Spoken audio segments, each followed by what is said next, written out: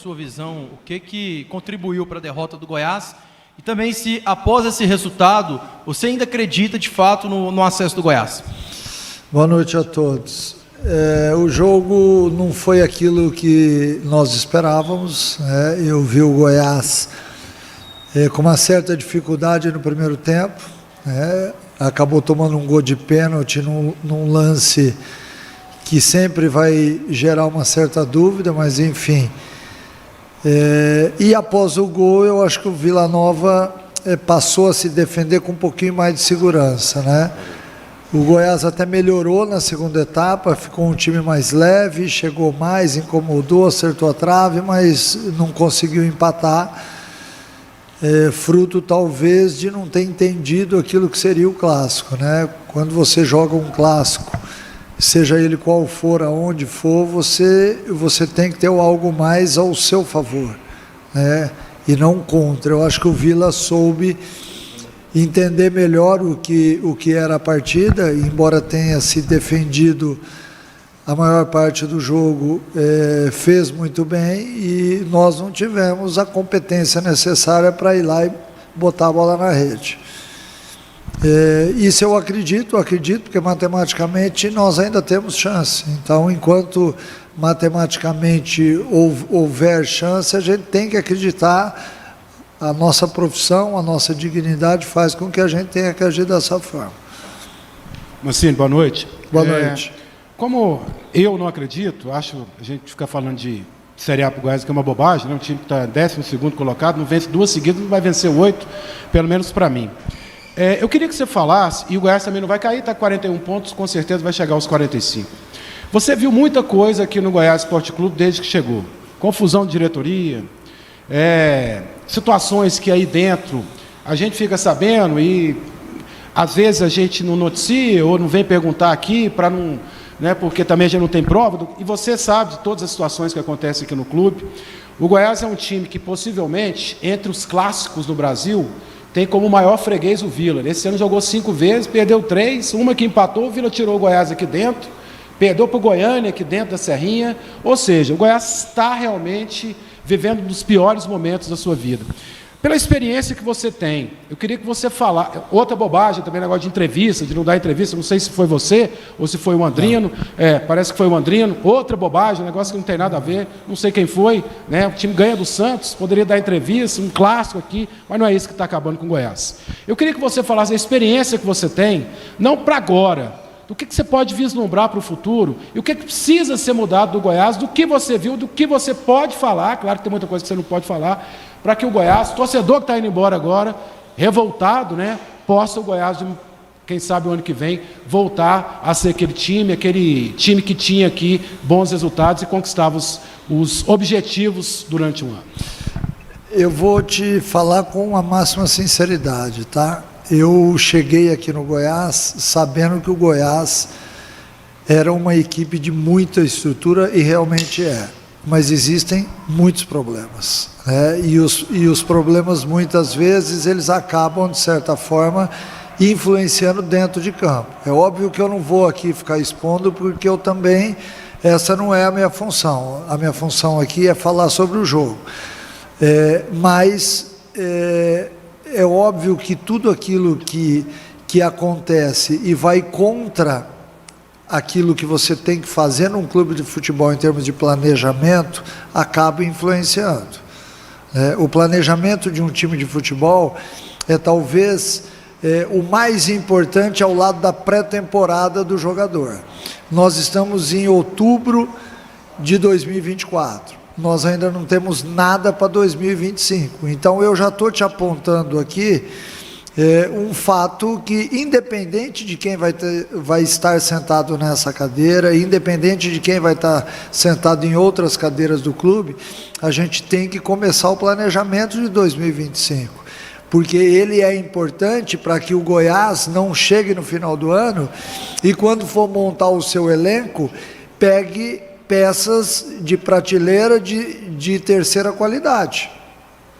Então isso é muito importante.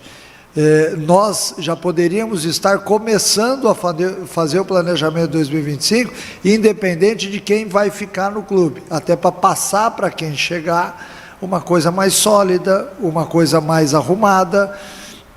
Não dá para você, obviamente, falar de parte financeira, porque você não sabe em que divisão vai estar, porque o Goiás ainda tem chance de subir. É difícil? É claro que é difícil, a gente sabe, nós somos realistas em relação a isso, mas existem outras coisas que são importantes. Quem não acredita mais, já quer ver o processo sendo executado para que o ano que vem o Goiás possa brigar em igualdade de condições com outras equipes que estão melhores pontuadas agora na Série B. Então eu acho que isso daí é um tema que atrapalha. Dentro da estrutura do clube atrapalha demais, porque quando você começa a fazer o puxadinho na sua casa, vamos fazer um puxadinho aqui, um puxadinho aqui, um puxadinho ali, você acaba chegando no final do ano com sérias dificuldades, até mesmo dentro de campo. Porque se eu for comparar aquilo que deveria acontecer hoje na partida num clássico com aquilo que aconteceu, é óbvio que tem uma série de responsabilidades. Eu tenho a minha responsabilidade, os atletas têm a deles, mas o clube, a diretoria, todo mundo tem uma parcela de responsabilidade.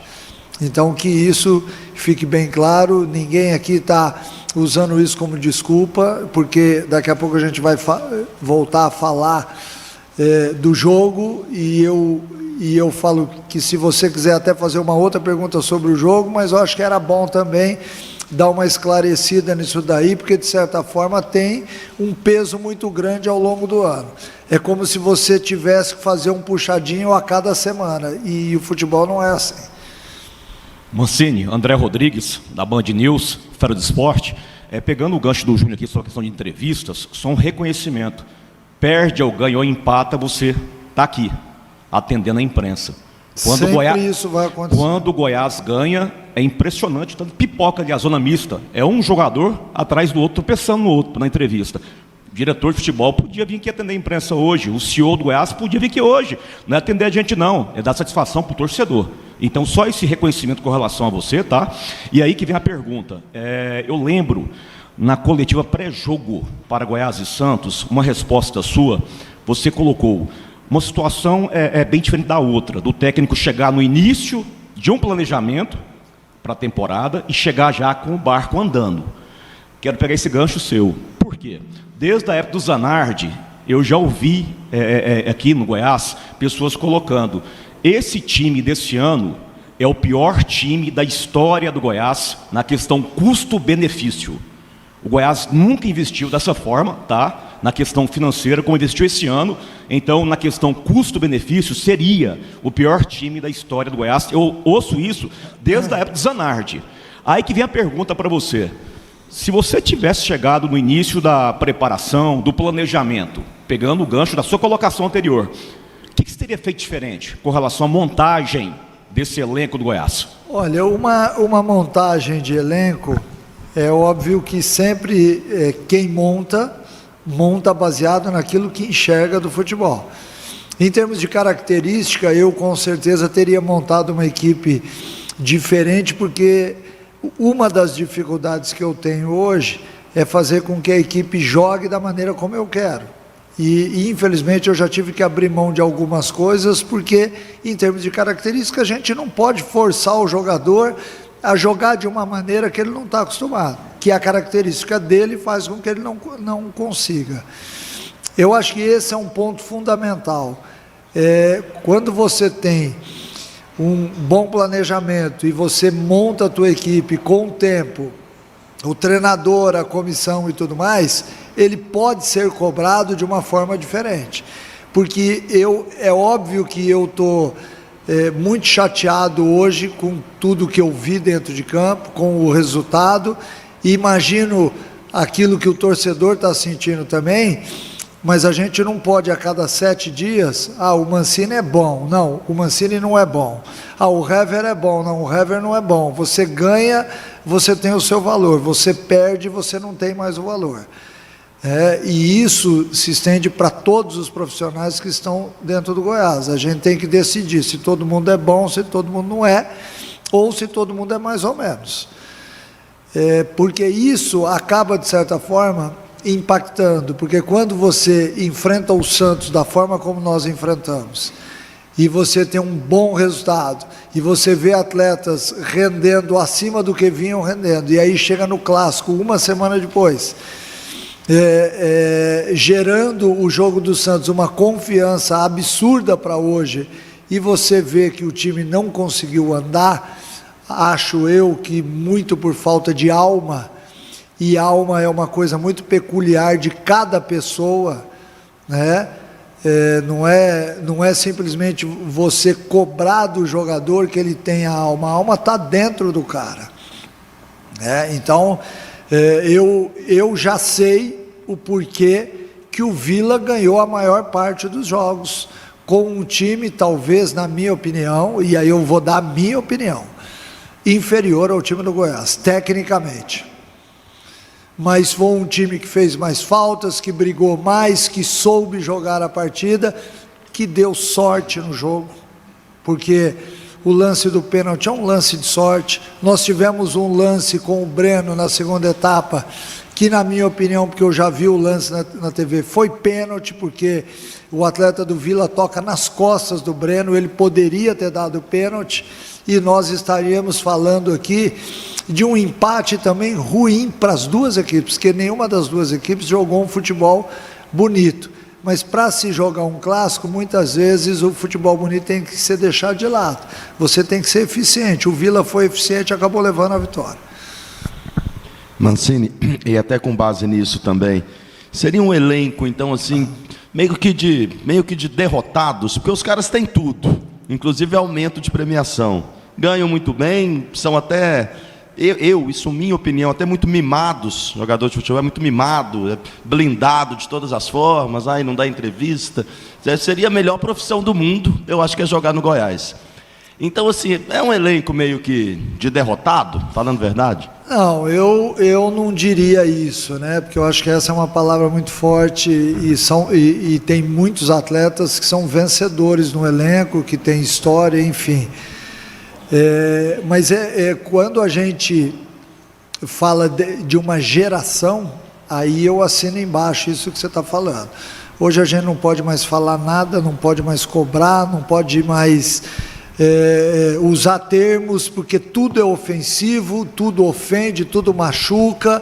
Eu sou de outra época, eu sou mais raiz, e eu tenho tentado, dentro do vestiário, exigir mais dos atletas, mas a gente sente dificuldade. Eu acho que a maior dificuldade, eu vou voltar naquela outra resposta, é a montagem do elenco não ter a característica que eu gosto do jogador. Eu acho que isso também atrapalha muito. Isso atrapalha porque você está pedindo uma coisa que às vezes o cara não quer dar. E como eles estão acostumados a jogar, não é o futebol que eu quero. Eu não gosto de bola jogada para trás, eu não gosto que toda hora recue para o Tadeu, e o torcedor também não gosta, porque eu vejo a manifestação dentro do estádio. O jogo que eu gosto é um jogo de velocidade para frente, que finalize. O jogo do Santos me deixou muito esperançoso, mas hoje eu vi a nossa realidade novamente. E eu não estou me colocando fora disso não, porque eu tenho a minha parcela de responsabilidade, tá? Até porque fui eu que escolhi o time que ia entrar em campo, fui eu que fiz as substituições, então eu também sei e eu assumo a minha parte. Mas aí eu vou assinar um pouco daquilo que você falou. Tem que jogar mais, tem que se entregar mais. Acho que o peso da camisa faz com que a gente tenha que entregar mais, e eu vou embora chateado hoje para casa, decepcionado, e até um pouco envergonhado daquilo que eu esperava do Goiás. Eu, sinceramente, eu vim muito confiante para o jogo, eu achei que o Goiás fosse fazer uma boa apresentação depois daquela que fez diante do Santos, mas infelizmente o futebol ele é caprichoso, e muitas vezes ele te prega peças, e hoje foi uma dessas. Muito bem.